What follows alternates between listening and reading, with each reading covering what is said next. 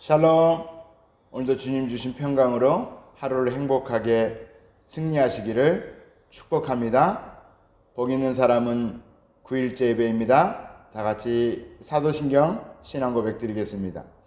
전능하사 천지를 만드신 하나님 아버지를 내가 믿사오며 그 외아들 우리 주 예수 그리스도를 믿사오니 이는 성령으로 잉태하사 동정녀 마리아에게 나시고 본디오 빌라도에게 고난을 받으사 십자가에 못 박혀 죽으시고 장사한 지 사흘 만에 죽은 자 가운데서 다시 살아나시며 하늘에 오르사 전능하신 하나님 우편에 앉아 계시다가 저리로서 산자와 죽은 자를 심판하러 오시리라.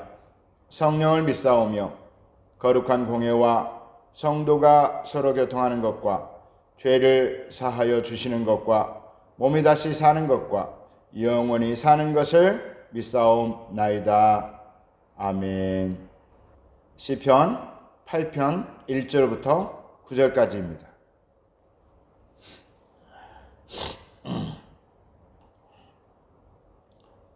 야외 우리 주여, 주의 이름이 온 땅에 어찌 그리 아름다운지요. 주의 영광이 하늘을 덮었나이다. 주의 대적으로 말미암아 어린 아이들과 젖먹이들의 입으로 권능을 세우시며 이는 원수들과 보복자들을 잠잠하게 하려 하심이니이다.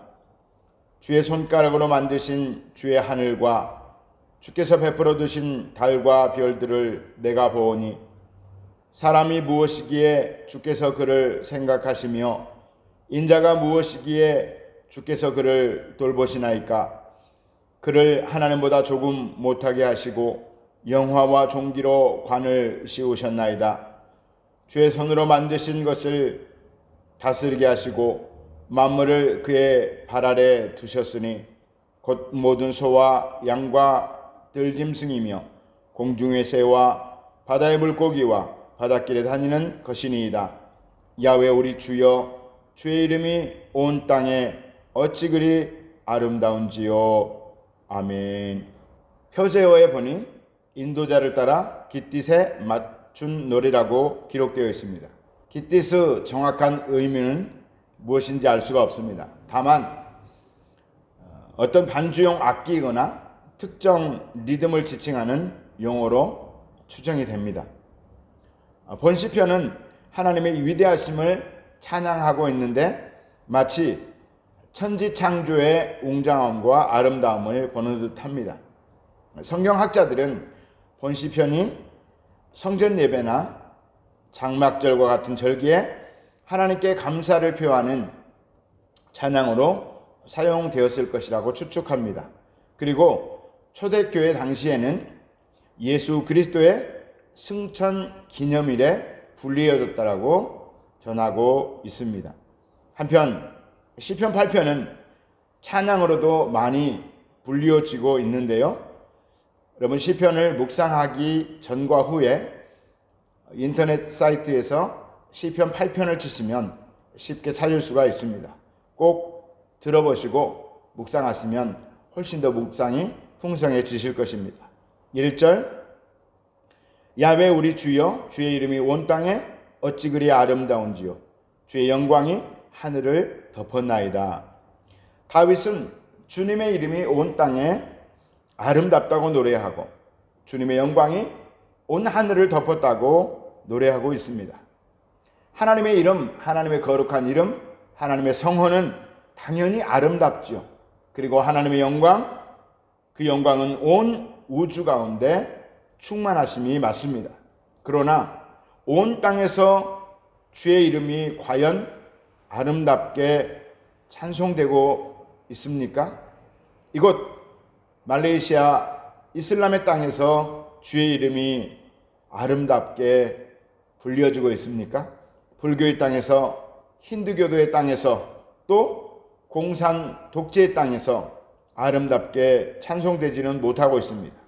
그리고 주의 영광이 하늘을 덮었다고 찬송하고 있는데 아직 공중 권세 잡은 사탄과 악한 영들이 엄연하게 활동을 하고 있는 것도 사실입니다. 그렇다면 다윗의 이 고백을 우리는 어떻게 이해할 수 있을까요? 지금 다윗의 마음이 그렇다는 것입니다. 다윗의 마음에 천국이 임한 것입니다. 2절을 보실까요? 주의 대적으로 말미암아 어린 아이들과 젖먹이들의 입으로 권능을 세우시며 이는 원수들과 보복자들을 잠잠하게 하려 하심이니이다. 세번역 성경으로 보겠습니다. 어린이와 젖먹이들까지도 그 입술로 주님의 위엄을 찬양합니다.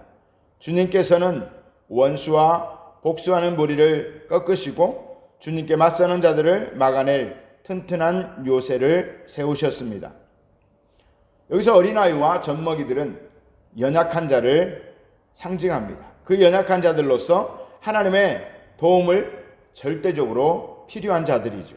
그런데 이처럼 연약한 자들이 주님의 권능을 칭송하는 찬양을 통하여 하나님의 창조주로서의 권능을 인정하지 않는 자들의 오만함, 그 오만함이 깨트려진다고 다윗은 찬양하고 있습니다. 또한 어린아이와 젖먹이는 자신을 낮출 줄 아는 겸손한 자를 가리키는 것으로 볼 수 있으며 어쩌면 다윗 자신의 감정을 이입하지 않았나 생각해 봅니다. 다윗 자신을 어린아이와 젖먹이로 표현하고 싶었던 것 같습니다.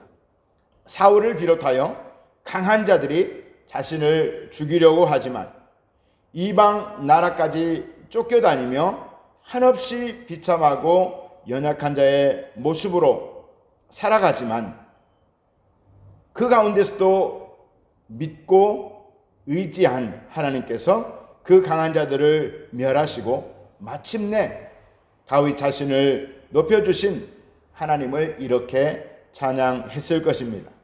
사울에게 10년 넘게 쫓겨다닌 다윗이 하나님의 도우심으로 말미암아 마침내 그 모든 어려움을 극복하고 왕으로 기름 부음을 받았으며 그로 말미암아 그 마음에 한없는 감사와 평강이 넘치니 어찌 하나님의 위대함을 찬양하지 않을 수가 있겠습니까? 3절 4절 보실까요? 주의 손가락으로 만드신 주의 하늘과 주께서 베풀어 두신 달과 별들을 내가 보오니 사람이 무엇이기에 주께서 그를 생각하시며 인자가 무엇이기에 주께서 그를 돌보시나이까. 결국 하늘의 달과 별들을 만드신 하나님은 그 모든 것은 우리 인간을 위해 만드셨다라고 다윗은 고백하고 있습니다. 이는 다윗 자신을 모든 위기에서와 어려움에서 건지신 그 하나님의 사랑을 자신의 할 수 있는 최고의 표현으로 한 것 같습니다. 우리가 형언할 수 없다라는 표현을 하지 않습니까? 말로서는 다 표현할 수 없다는 뜻이죠. 다윗은 그 하나님의 사랑과 은혜를 말로는 다 표현할 수가 없었을 것이고 지금 시편 8편에서 표현한 다윗의 심정이 아마도 다윗의 문학적인 재능으로서는 최고의 표현이지 않았을까 생각해 봅니다. 5절 그를 하나님보다 조금 못하게 하시고 영화와 종기로 간을 씌우셨나이다.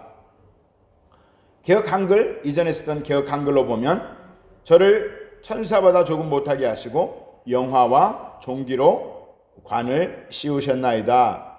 우리가 이전에 쓰던 개역 한글 성경에서는 인간을 천사보다 조금 못하다고 말하고 있고 오늘 우리가 쓰고 있는 개역개정 성경에서는 하나님보다 조금 못하다고 기록하고 있는데 원어적으로 보면 하나님이 더 가깝습니다. 그렇다면 다윗은 너무 인간을 높여 과장되게 말하는 것이고 또 감히 하나님과 비교하는 교만한 인상을 지울 수가 없습니다. 그러나 여기서 말하는 하나님은 야훼 하나님, 전능하시고 지존하신 하나님을 말하는 것이 아니라 아마도 신적인 존재, 그것을 표현하고 싶었던 것 같습니다. 그만큼 다윗은 지금 하나님의 은혜와 사랑에 완전히 도취되어 있는 상태라고 할 수가 있습니다. 그리고 그는 이렇게 고백하죠. 영화와 종기로 관을 씌우셨다라고 하나님께 감사드리고 있습니다. 영화와 전기, 인간이 누릴 수 있는 최고, 그 최고의 행복을 영화와 전기로 표현하고 있습니다. 6절부터 8절까지 볼까요? 주의 손으로 만드신 것을 다스리게 하시고 만물을 그의 발 아래 두셨으니 곧 모든 소와 양과 들짐승이며 공중의 새와 바다의 물고기와 바닷길에 다니는 것이니이다. 마치 창세기 1장 28절의 말씀을 보는 듯 합니다. 창세기 1장 28절, 하나님이 그들에게 복을 주시며 하나님이 그들에게 이르시되 생육하고 번성하여 땅에 충만하라. 땅을 정복하라. 바다의 물고기와 하늘의 새와 땅에 움직이는 모든 생물을 다스리라 하시니라. 하나님께서 처음 사람을 만드시고 주신 권세입니다.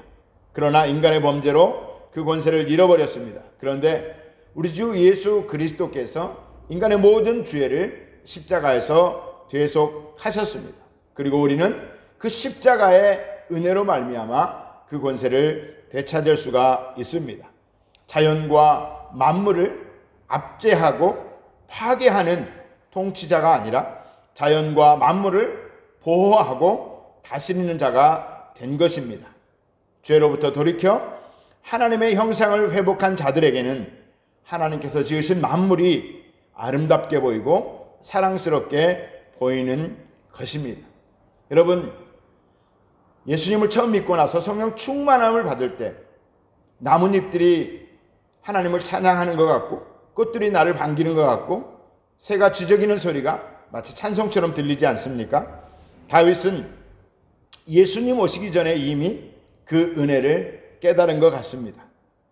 하나님의 영 성령님께서 함께 하시는 사람은 누구나 시대와 환경을 초월하여 하나님을 높이고 영화롭게 하는 것은 당연한 것이고 또 하나님이 주신 모든 만물, 피조물들이 아름답게 보이는 것입니다. 그러므로 다윗은 지금 내 마음이 천국이 된 것입니다. 그래서 모든 것이 아름답게 보이고 또 긍휼히 여겨지며 그들을 도와야 하겠다라고 하는 마음이, 자비의 마음이 솟아나는 것입니다. 우리 모두에게 우리 주 예수 그리스도의 십자가의 이 강렬한 은혜와 하나님의 놀라우신 사랑 그리고 성령님의 강권하신 권능이 넘치게 되시기를 축복합니다. 이제 기도하겠습니다.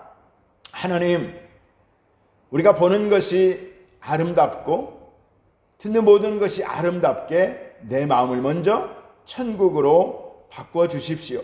그래서 내가 이 땅에 살아가는 동안 이 땅에 존재하는 모든 것을 예수님의 마음으로 하나님의 눈으로 바라보고 그들을 축복하며 그들을 천국 동무 삼을 수 있게 은혜 베풀어 주시옵소서. 그런 성도들로 우리 교회가 가득하게 하여 주시고 우리 각 개인의 가정이 그런 은혜가 넘치게 하여 주옵소서. 또 자신의 문제를 가지고 이 시간 주의 삼창하기도 하겠습니다. 주여, 주여, 주여.